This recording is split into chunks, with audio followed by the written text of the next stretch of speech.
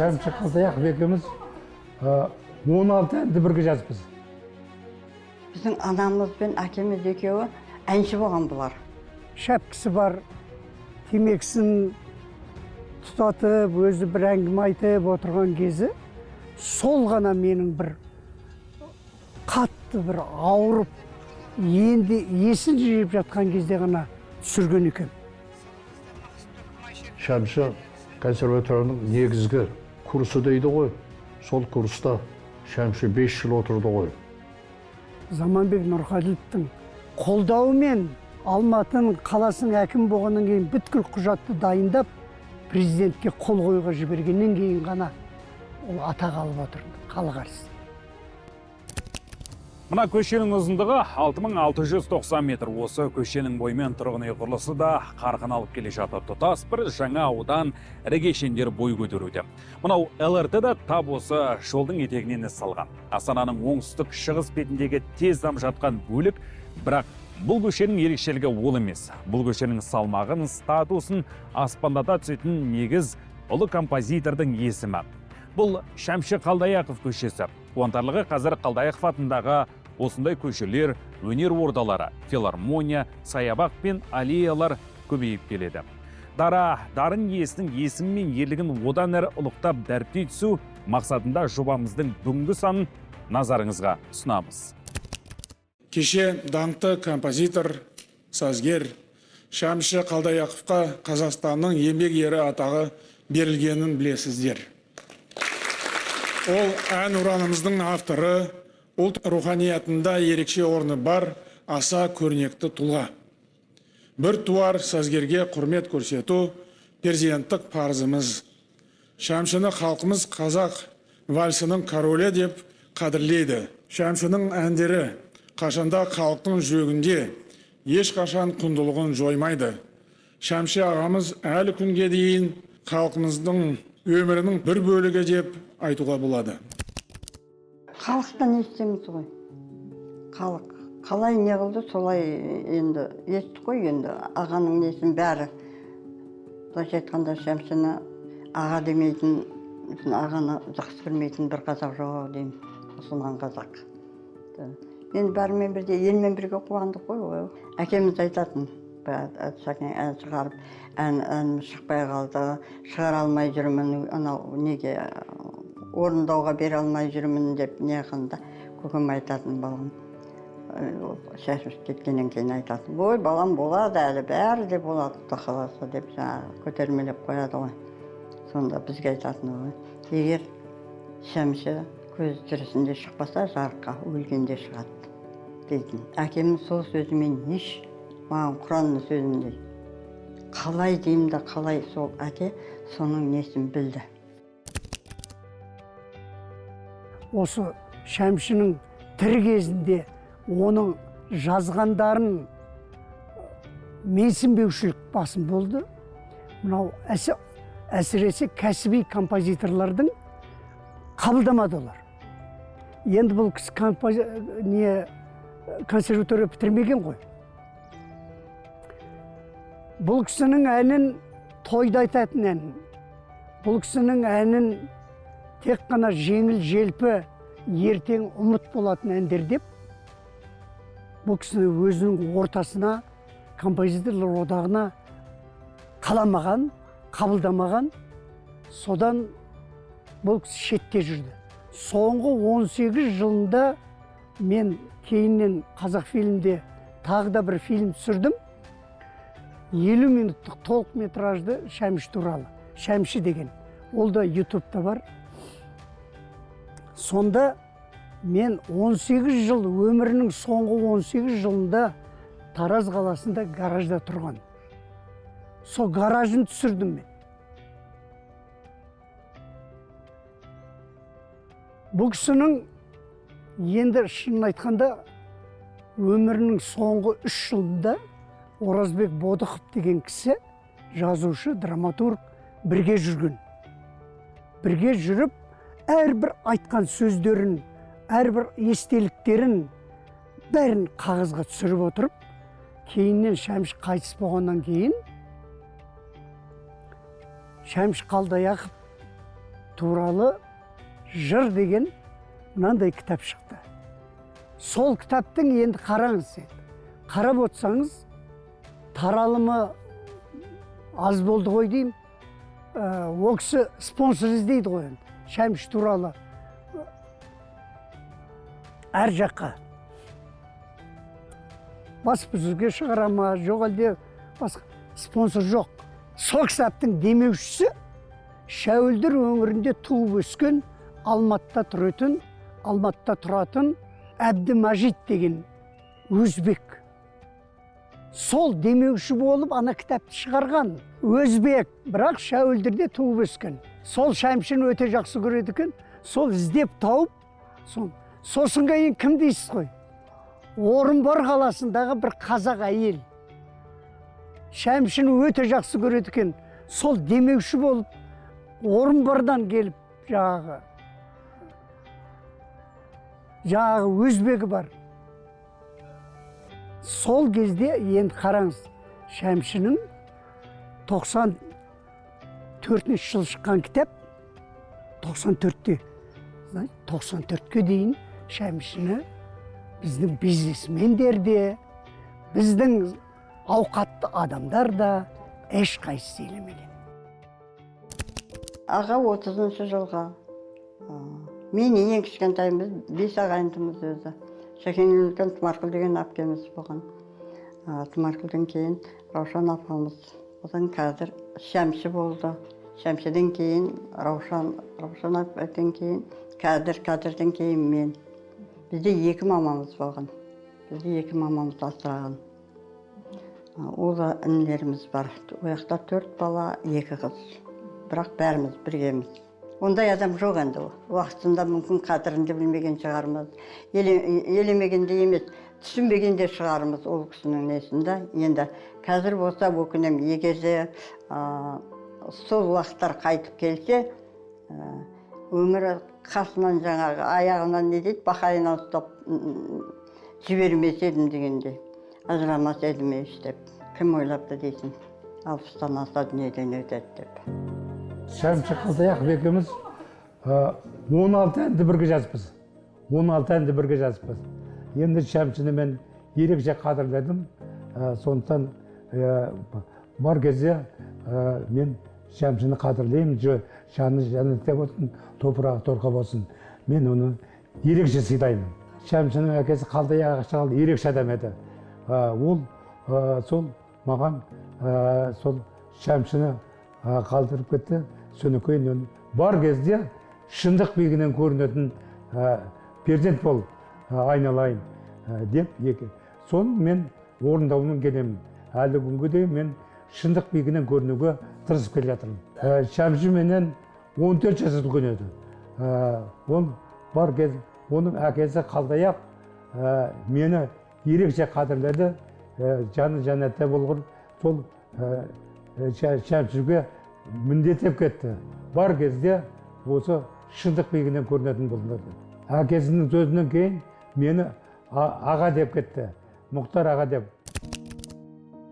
Мынау көргенімді айтайын ба, естігенімді айтайын ба деген қазақтың бір тәмсілі бар ғой. Мен Шәмші Қалдаяқов ағаммен кездескенде ол кісінің өмірінің соңғы айларында ғана кездестім. Мен кездескен себебім, мен сол кісі туралы бір документальды құжатты фильм түсіру үшін іздедім, таптым, түсірдім, үлгермей қалдық. Фильм толық түсірілген жоқ. Себебі ол кісі менің жаңағы не бар ғой, басында елтірі шәпкісі бар, темекісін тұтатып, өзі бір әңгіме айтып отырған кезі, сол ғана менің бір қатты бір ауырып, енді есін жиып жатқан кезде ғана түсірген екен. Одан кейін уақыт болмады ғой. Одан кейін ол больницаға түсті, ауруханада жатты. Ауруханаға, мынау Сабминнің больницасына, ауруханасына Мұхтар Шаханов көкеміз алып келіп жатқызды. Мен енді сіздерге айтайын дегенім, Шәмшінің өмірінің соңғы айлары, соңғы жылдары өте бір қажыған кезінде, шаршаған кезінде кездесіппін ол кісіге. Оның бәрі экрандағы Шәмші бейнесі өзінің әрбір әжімдері айтып тұр. Ол кісіні бірінші рет көруім ғой. 91 жылы күзде бірінші рет көруім. Сол осындай оператор тұрды, мен осылай жанында отырғызып, Шәуілдір Сапқоз дейтін болған кезінде. Қазір Шәмші Қалдаяқов атындағы ауыл. Сол жерде қатты ауырып жатқанда бір есін жиғанда барыппыз ғой. Шын мәнісінде мен мына отырарда туып өскем. Отырар дегеніміз қазіргі Шәуілдір. Әкем темірші ұста болған кісі. Біздің анамыз бен әкеміз екеуі әнші болған бұлар. Баяғы заманда айтысады екен ғой. Көкем менен апам екеуі айтысқанда бір тойда. Сөйтіп апам жеңіп қойған көкемді. Біздің әкеміз темір ұстасы, анандай білезік, сақина, сондай ұста болған екен, зергер. Білезіктерін бәрін дорбаға салып алып, шешеміздің жеңгелеріне беріп, шешемізді жеңілді қылып, апамызды әкемізге беріп жіберген екен. Сөйтіп күліп отыратын әкеміз. Сақаң жаман деп, сақып жаман. Ой, енді біздің анамыз ән салғанда, ауылда бала кезімізде ғой, азанда қозлақты айдап шығады ғой, қырға, көлеңкеге. Әбетке дейін қозлақ жайып, екеуміз қырға шығамыз ауылдың сыртына. Шәмшіні сағынады ғой, баламыз ғой өзі кезде. Апа жылама, нағырлайсың деп қой. Кейде жылайды, ән салады. Өлең айтқанда енді, ауылдағылар айтатын, о, Сақаң бүгін ән салды ғой, сақ деп. Аяқта жаңа қозлақ бағып жүріп айтқан әні деген енді ауылға жететін екен де сол кезде. Шәмші жаңа консерваторияның негізгі курсы дейді ғой. Сол курста Шәмші 5 жыл отырды ғой. Сонда сольфеджио, гармония деген сабақтардан Дубовский деген профессор өткізбей қойды. Ол кісі анекдотты өте күшті айтатын анекдоттарды. Әзіл қалжыңға өте жақын болған адам. Соның бір деталін ғана көрсете алмадыңдар. Бір деталін. Бәрін үлгермедік. Сосын ол кезде Сыған сиренасы деген ән жоқ. Әлі естілмеген кез, халыққа кең таралмаған кезім екен. Сол кезде мен сол Сыған сиренадасы туралы Шәмші ағамыздың өзінен сұрай алмадым. Себебі оны білмедім. Мен бар болғаны белгілі, халыққа кеңінен таралған әндерінен, оның ішінде менің Қазақстанымда бар. Терістіктегі, солтүстіктегі 5 облысымызды целинный край қылып бөліп жатқан болатын.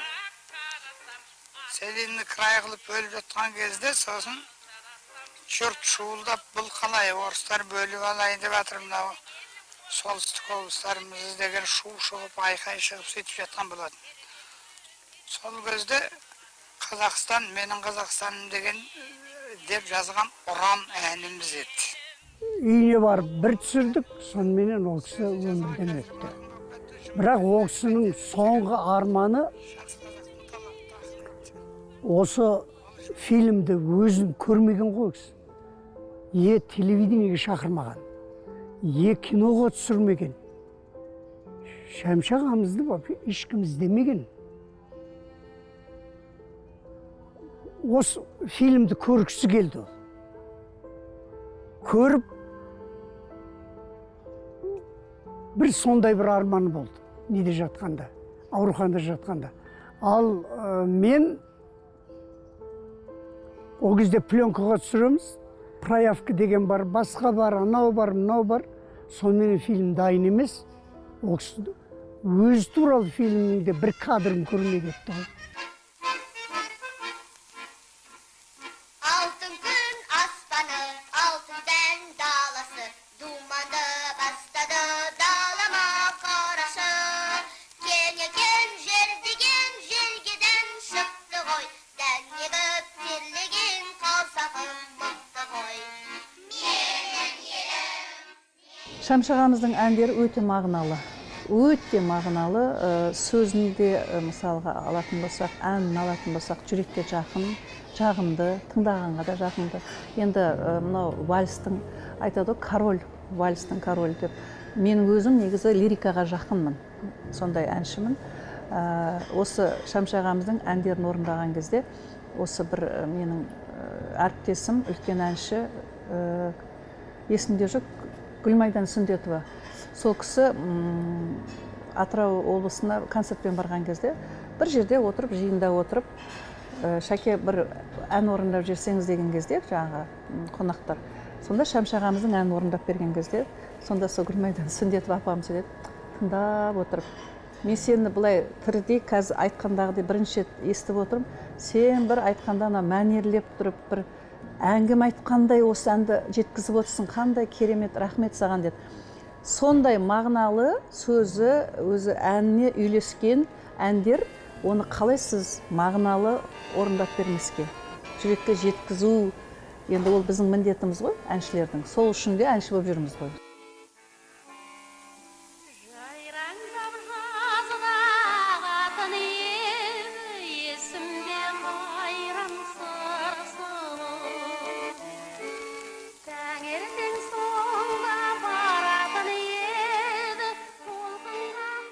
Жалпы мынау әлемде еш өшпейтін ән болса, ол шексіз Шәмші Қалдаяқовтың әні деп айтар едім. Өйткені қазіргі таңда бір жас буындар бас қоса қалса, туған күн кештерінде және де одан басқа бас қосуларда ең бірінші айтылатын ән ол Шәмші Қалдаяқовтың әні.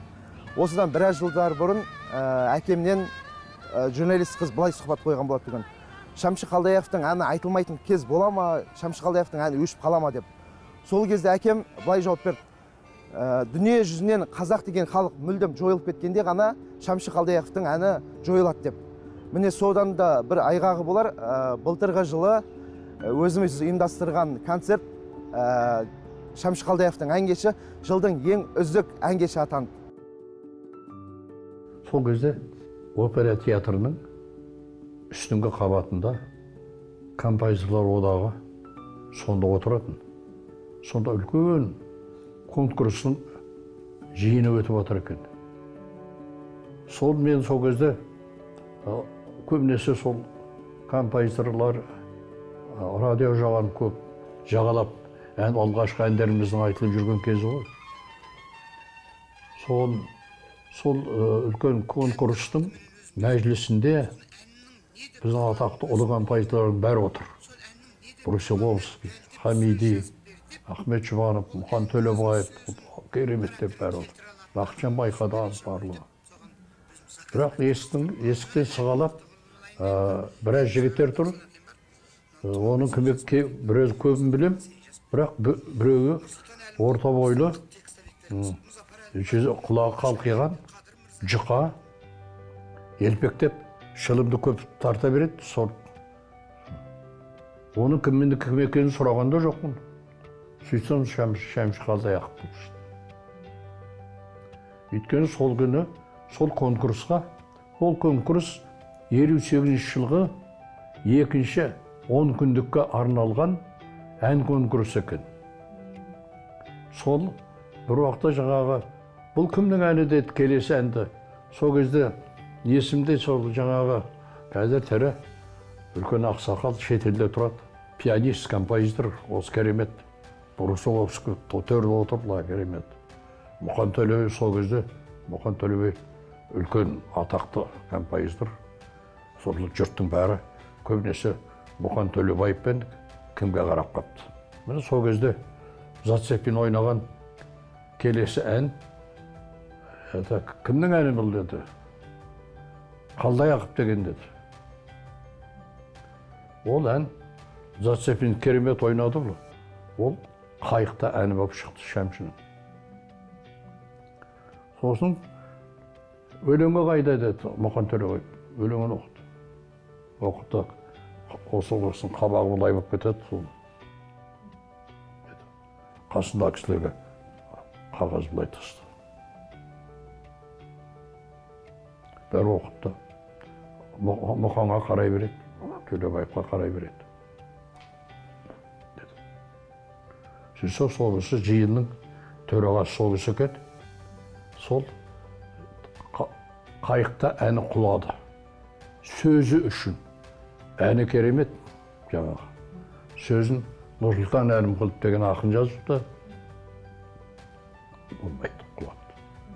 Шәмшімен сол күні таныстық. 1986 жылы желтоқсан көтерілісіне қатысқан қазақтың батыр жастары Алматы алаңдары мен көшелерінде Шәмшінің әнін ұрандай шырқап шықты. Ол ән бүгінгі тәуелсіз Қазақстанның әнұраны «Менің Қазақстаным». Жалпы композитор шығармаларының тақырыптық, мазмұндық ауқымы аса кең. Композитор 1965 жылы Қазақстан комсомол сыйлығын алды, ал 1991 жылы оған Қазақстан Республикасының халық әртісі құрметті атағы берілді. Бірақ музыка майталманның тағдыры оңай болған жоқ. Шәмшінің 60 жылдығы, 90 жылы 60 жылдығы болу керек болған, сол тойланбай қалатын еді. Егер де жаңағы Бодықов болмаса, Орекең болмаса, Оразбек Бодықов болмаса, Шәмшінің 60 жылдығы да аталмай кетер еді. Тіпті Алматыға келіп, мынау орталық концерт залы дейміз, сол жерде концертін беруге, концертін сол залды алуға мынау мәдениет министрлігіне барады ғой жаңағы Бодықовпен екеуі. Сол кезде айтыпты, дабыра қылмай, жарияламай, өткізіңдер, әйтпесе олсат жоқ. 90 жыл, сонда деймді, 40 жыл, 30 жыл, өзінің әнімен, өзінің халқына азық болған, азық қылған, тәрбиелеген, соны тыңдап өскен бүткіл қазақ халқының Шәмшісін 90 жылдары 60-ға келген кезде елемей ескерусіз қалды солай. Тек қана менің айтайын дегенім, сол концертте мен соны түсіріп алдым. Розымбаева қатысты лауазымды адамдардан, өкіметтен, министрлік, мәдениет министрлігінен бірде-бір адам болған жоқ. Тек қана қаланың әкімі Нұрқаділов қана қалды. Нұрқаділов өзінің жұбайымен келіп, сол концертті көрді. Сонда кім айтады ғой? Орекең айтады, Бодықов, Оразбек Бодықов айтады. Үзілісте шай ішіп, сондай сол мезетте дейді. Мен Оразбек кім Заманбек Нұрқаділовты айттым дейді. Әй, Заманбек інім, мына Шәмшінің ескерусіз қалып бара жатыр. Атағы жоқ. Ешқандай да бір жағдайы жоқ. Сен енді ана президентке жақын жүрсің ғой. Соған айтып, атақ алып бермесек, бұл пенсиясыз қалады. Ал атақ алса, бұл персональный, арнайы ұсынылған пенсия дей ма сондай. Соны алар еді дейді. Сонда Шәмші 60 жасында пенсияға шыққанда, бұл кісі пенсиясыз да қалар еді. Сонда бұның талшық етіп жүргені тек қана халық. Халықпен кездесуге Жамбыл, Шымкент облысы шақыратты. Сол жерде халықпен кездесу өткізіп, бұл кісіге жаңағы қаржылай көмек беріп, сонымен ғана күнелтіп жүрген адам. Оның жартысын әкеліп, Алматыдағы балдарына тастап кетеді, бәрі кішкентай қойды. Сосын өзінің жаңағы күнелткені эфирге шыққан әндерінің гонорары ғана. Сонда айттым деді ғой, содан Оразбек Бодықов қайта шегелеп, нығыздап айтқаны Нұрқаділовтың, Заманбек Нұрқаділовтың қолдауымен бүткіл құжатын Алматының қаласының қаласының әкімі болғаннан кейін бүткіл құжатты дайындап президентке қол қоюға жібергеннен кейін ғана ол атақ алып отыр халық әртісі.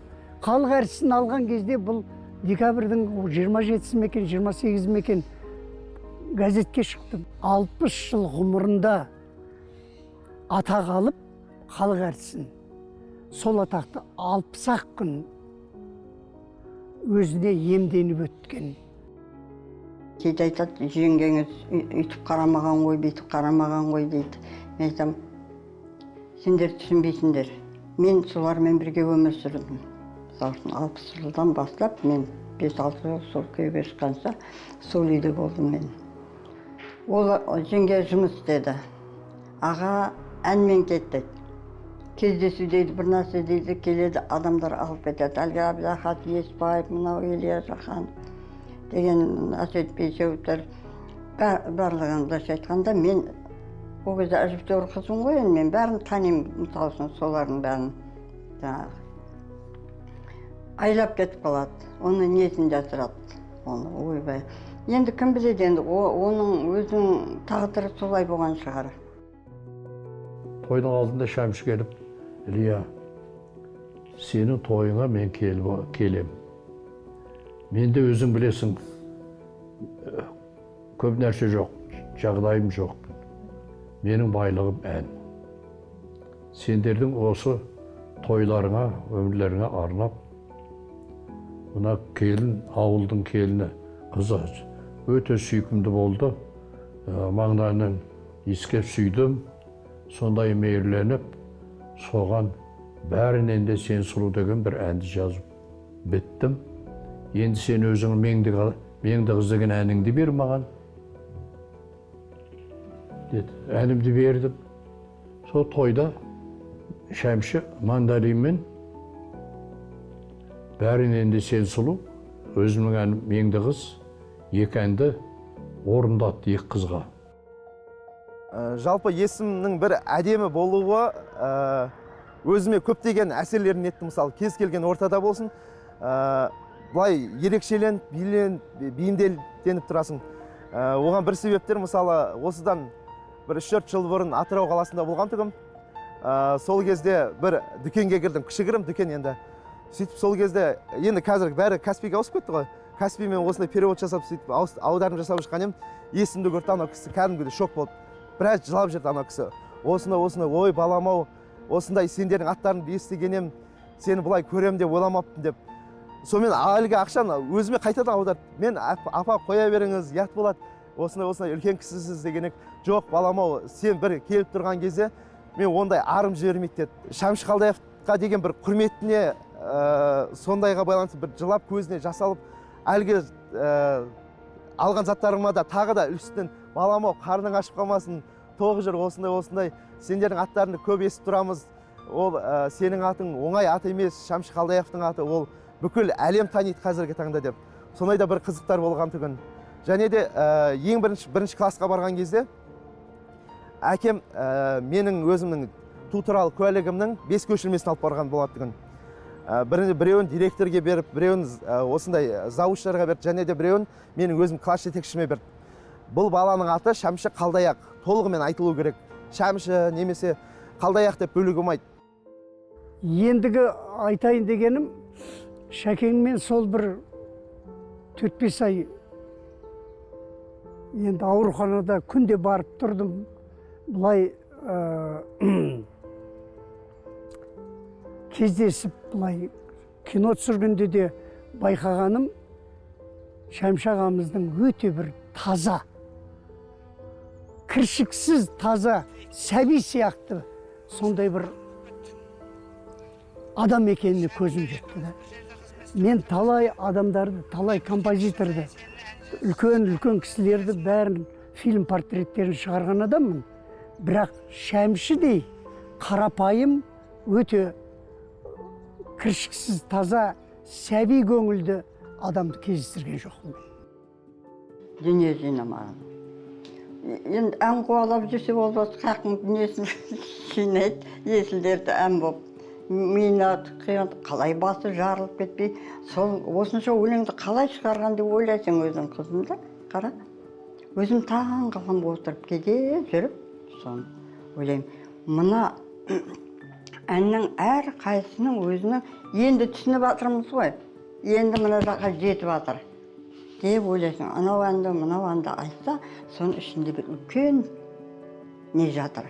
Бұрын білмегенбіз ғой. Осынша әнді шығару, оны халыққа тарқату, оны айтқызу, оның барлық несіне көтеру деген оңай ма? Айлық жоқ, жұмыс істемесе. Енді Алла Тағала солай көтеруге нәсіп еткен шығар өзіне. Әрбір әннің өзінің орны бар. Жамбылда бір дәрігер болған. Сонда дәрігерге жағы барады ғой. Жүрегім шаншып жүр, жүрегім неғып жүр деп.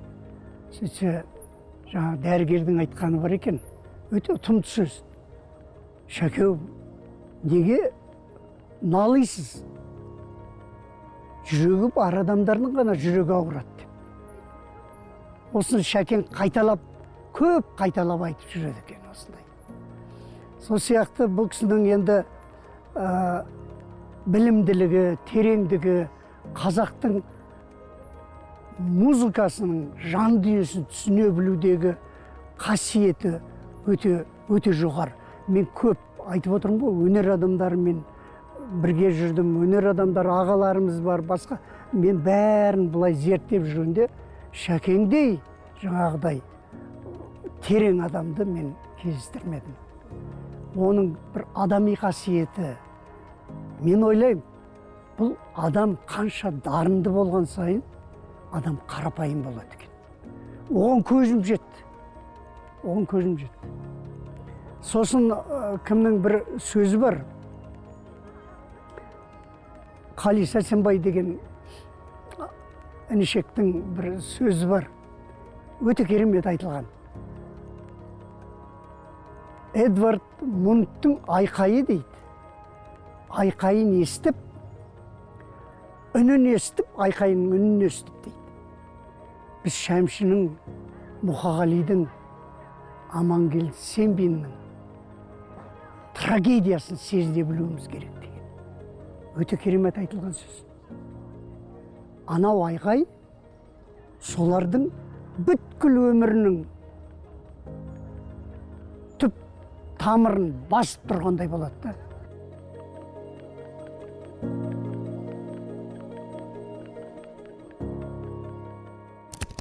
Мұхтар Әуезов өмірден озар тұсында университет студенттері алдында сөйлеген сөзінде композитордың саздарын ақан Біржаннан кейінгі жыл келгенде жаңалық сезіндіретін үздік құбылыс ретінде бағалаған. Бүгін біз сол дарынды сазгер қазақ вальсінің королі Шәмші Қалдаяқовтың өмірі мен шығармашылығына шама шарқымызша тағы бір шолып өттік. Бүкіл қазақ еліне ән салдырған Шәмші 40 жылдан астам шығармашылық қызметінде 300-ге жуық музыкалық туынды жазды. Оның басым бөлігі қазіргі күнге дейін танымал әрі үлкен сахналарда шырқалып жүр. Шәмшінің әндері қай заманның тыңдарманына бөтен емес, нотаны ноқталап саздың сөлдесін сауған композитордың туындылары қазақ елінің жүрек сахнасында сайрап тұр.